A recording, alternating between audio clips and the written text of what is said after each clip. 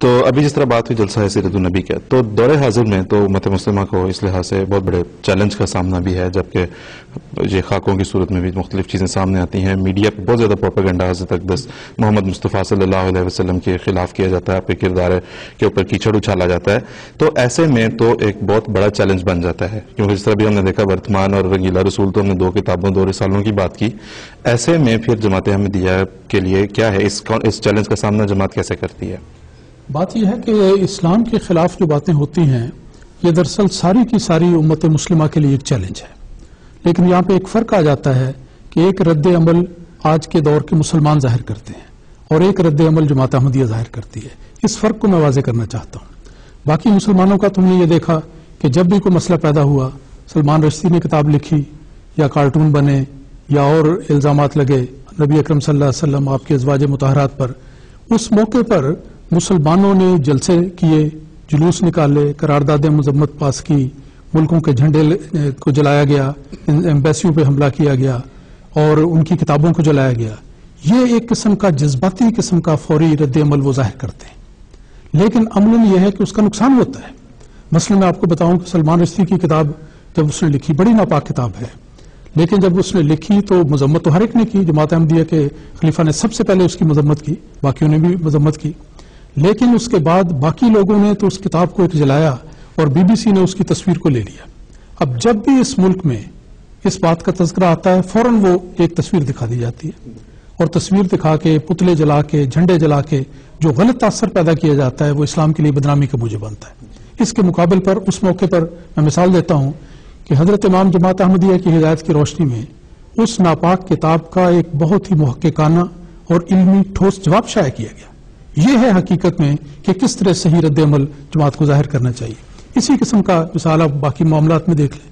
اس کی میں 3 باتیں آپ کے سامنے رکھنا چاہتا ہوں. ایک تو بھی وہ جلسہ ہے سیرت النبی کا ہے کہ جب بھی حضرت صلی اللہ علیہ وسلم کی شان میں کوئی توہین کا ارتکاب کیا جاتا ہے، کوئی اس قسم کے کارٹون شائع کیے جاتے ہیں، اس کا ایک مؤثر جواب یہ ہے کہ ایک دن نہیں بلکہ سال کا ہر دن دیکھا جائے اور ہر ملک دیکھا جائے تو وہاں پر جلسہ سیرت النبی ہونے چاہیے اور ہوتے ہیں. یہ ایک امتیاز ہے اس وقت میں سمجھتا ہوں جماعت احمدیہ کو، کہ جماعت احمدیہ ایک ایسی عالمگیر دینی جماعت ہے جو رسول اکرم صلی اللہ علیہ وسلم کے ناموس کی حفاظت کی خاطر دنیا کے ایک ملک میں نہیں بلکہ ہر ملک میں اور بکثرت جلسے کرتی ہے، جس میں غیر جماعت لوگوں کو بلایا جاتا ہے، غیر مسلموں کو بلایا جاتا ہے، ان کے سامنے نبی اکرم صلی اللہ علیہ وسلم کی پرامن تعلیمات کو، آپ کے پاکیزہ نمونے کو پیش کیا جاتا ہے، اور آنے والے اس کا ہمیشہ نیک اثر لے کے جاتے ہیں. اور اسی سلسلے میں حضرت خلیفۃ مسیح خامس سید اللہ تعالیٰ بن نسل عزیز نے جماعت کو ہدایت فرمائی ہے کہ امن کے نام سے کانفرنسیں بھی منعقد کی جائیں.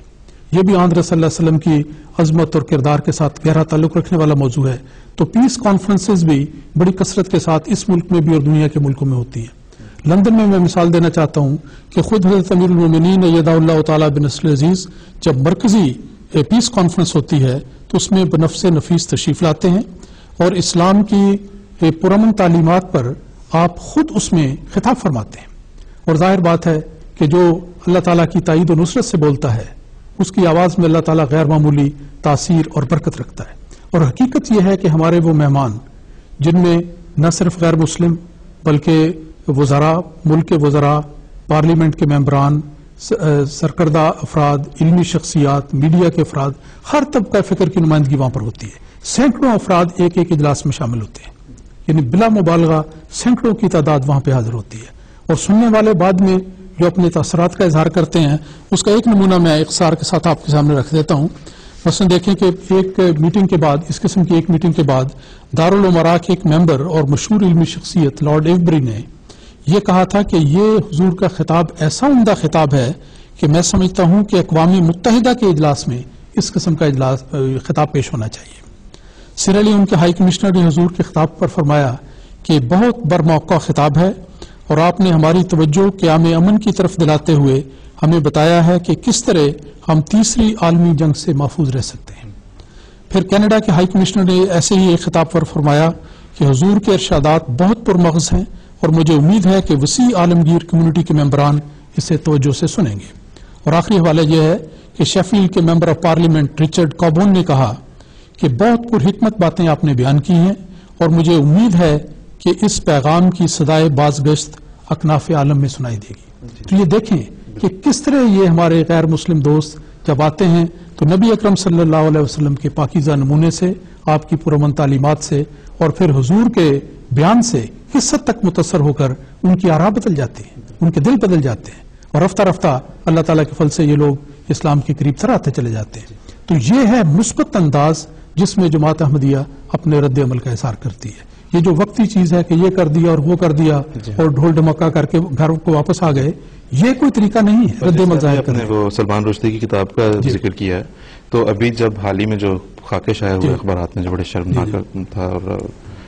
رسول اکرم صلی اللہ علیہ وسلم کی شان میں بڑی گستاخی تھی، اس پہ بھی دیکھیں کہ باقیوں کا رد عمل جو میلاد منانے والے ہیں ان کا رد عمل کیا تھا، ٹائر جلائے، پتھراؤ کیے اور پتہ نہیں کیا کیا، جس کے نتیجے میں اسلام کو مزید بدنامی کا سامنا انہوں نے کروایا۔ تو دوسری طرف امام جماعت احمدیہ عالمگیر کا ایسی ہے جو اسلام کے لیے بدنامی کا موجب ہوتی ہے، اس کے مقابل پر جماعت کا رد عمل دیکھیں کہ ٹھوس رنگ میں اس کی مذمت بھی کی جاتی ہے، احتجاج بھی کیا جاتا ہے، اور اس کے ساتھ ہی سیرت کے حسین گوشے ساری دنیا کے سامنے لانے کی ایک منظم سکیم جاری کر دی جاتی ہے، اور اس کا نیک اثر ہوتا ہے، اور کتاب دفاع میں اسلام کی تائید میں اور ان شرارتوں کے رد کرنے کے لیے جماعت کی طرف سے کتابیں شائع کی جاتی ہیں۔ تو یہ مثبت انداز ہے جو جماعت احمدیہ اللہ تعالیٰ کے فضل سے اپنانے کی توفیق پا رہی ہے۔ جی بالکل، بہت بہت شکریہ، جزاک اللہ۔ جیون صاحب اگر تھوڑا سا وقت بچے گا پھر ہم اس طرف واپس آ جائیں گے۔ مضمون کو مکمل کر رہا ہوں کہ